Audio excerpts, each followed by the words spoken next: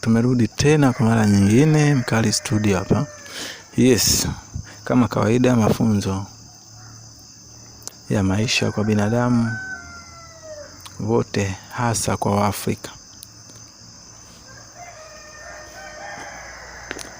Leo nimekuja na fundisho moja ambalo fundisho hili ndio litakufanya wewe kukufungua sehemu zako zote ulizofungwa, endapo tu kama utazingatia haya.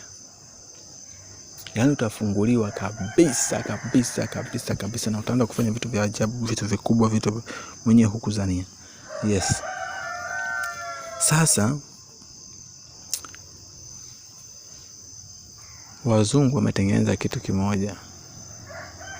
Kwa kuwa wenzetu wametuzidi akili, wametengeneza kitu kimoja. Wazungu, wewe unaelewa? Hebu tambua kuna wazungu. Naomba unielewe. Ila kuna wajanja wamewawahi. Ndio mataifa mengine yaliyoendelea ambayo hayafanyi upumbavu. Sasa naomba nikwambie. Iko hivi.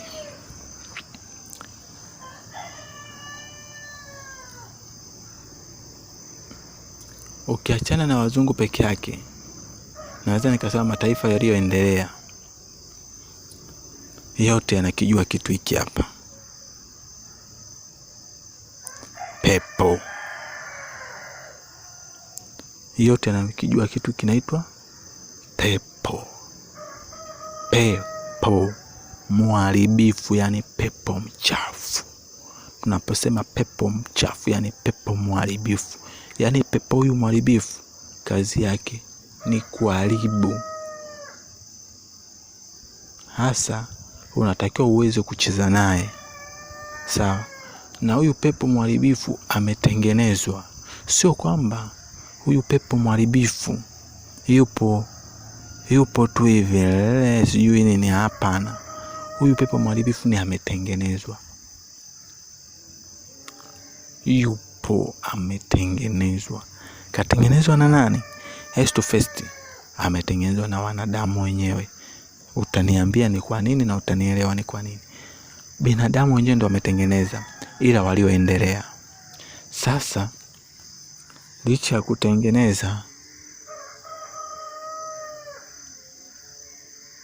na huyu pepo alianza kutengenezwa na wazungu.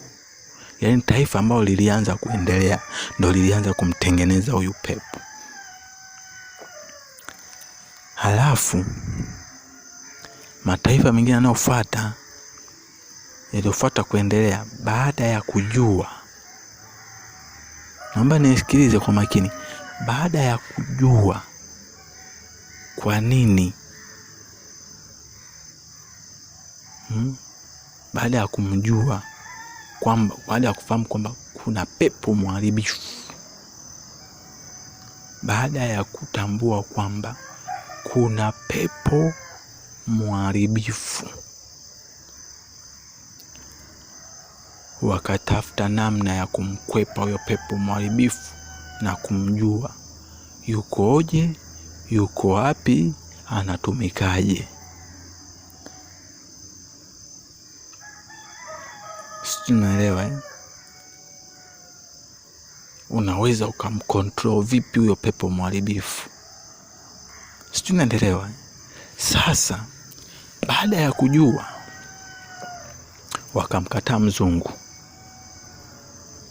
Wakamkataa nani? Mzungu. Wakamwambia, wewe mzungu msenge sana, wewe mzungu mpumbavu, wewe mzungu unatuletea mambo yako ya kisenge. Miaka yote hii umetusumbua kwa ajili ya huyu mpumbavu wako, yule mwanda pepo mharibifu.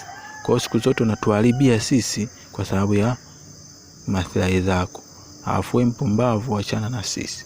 Sasa hapo ndipo walipoachana na nani? Na mzungu. Sijui unanielewa hapo? Akaachana na mzungu. Walipoachana na mzungu, wakawa wameshajua pepo mharibifu anatumikaje, pepo mchafu anatumikaje. Sasa mzungu Ndio maana mzungu anakasirika na anaendelea kupiga vita kila panapokucha kwenye mataifa yanayoendelea. Sio mjinga yule, ashaelewa kwamba kwa sababu pepo mharibifu, mataifa yaliyoendelea, pepo mharibifu yamemjua, unaelewa, na yameanza kumtumia na yenyewe kwa sababu. Kwa hiyo yeye mzungu hawezi tena kumtumia ile pepo mharibifu kwa ajili ya nini? Mataifa hayo. Unaona? Kwa hiyo uchumi wake unashuka. Sasa ndio maana anaamua kujaribu kuleta na kila namna vita. Sijui anatengeneza masilaha hivi. Analeta. Kwa sababu gani? Kuhakikisha kwamba anajaribu kumkomboa pepo wake mharibifu, baadhi ya mataifa yafanye nini? Yasiweze kumtumia huyo pepo mharibifu, kwa sababu wanapopata nafasi ya kumtumia huyo pepo mharibifu, basi wanafanya nini?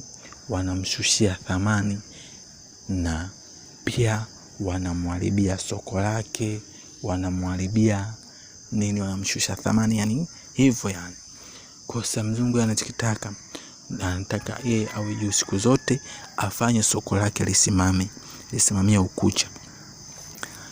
Sawa Na ndio maana pepo mharibifu, kwa wewe Mtanzania, nilikuja nikwambie kwamba pepo mharibifu anafanyaje kazi.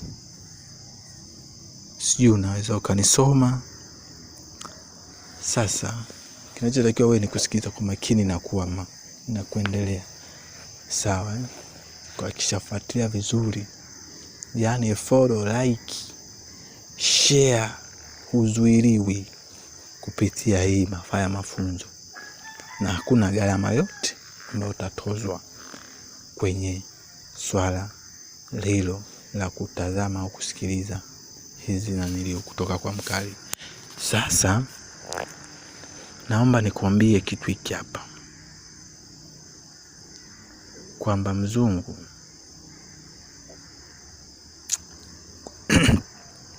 kwa sababu amejua jinsi ya kumtumia pepo mchafu, pepo mbaya, pepo mharibifu. Kwa hiyo kinachofanyika ni kwamba anamtumia katika mambo fulani. Pepo mharibifu anatumika kwa kila binadamu yeyote unayemjua wewe, yeyote, hata wewe mwenyewe hapo upo naye. Ila nitakuelekeza anafanyaje kazi huyo pepo mchafu, na anakuja kujaje kwako, na fanyeje, na kuelezea. Tulia hapo ulipo. Twende season 3. Twende season 4. Twende season namba 4 ukaelewe. Hii hapa hii nakwambia, hii ni pepo mchafu. Unaelewa? Pepo mharibifu sehemu ya kwanza. Pepo mharibifu sehemu ya kwanza. Twende sambamba. Ukifanikiwa usisahau kutoa shukrani. Nitakuja kukupa maana ya shukrani hapo mbele. Kwa hiyo endelea kufuatilia, maana ya shukrani utaielewa na utajua kwa nini iko hivyo. You are good, bless you. Hata kama nachapia Kiingereza kidogo, ujue mimi sijasoma sana Nasoma kidogo tu. Kwa hiyo you are next to this. Kwa hiyo usifuate Kiingereza changu ukashindwa kunisikiliza kwenye mada za muhimu ninazoziongea Kiingereza. Pengine pepo mchafu niko naye hapa, kwa hiyo ananifanya niongea Kiingereza kisichonyoka, ili usudi wewe nikupoteze, ushindwe kunielewa. Kwa hiyo wewe nisikilize mafunzo, usinisikilize Kiingereza. Yes. God bless you. Twende sambamba. You go.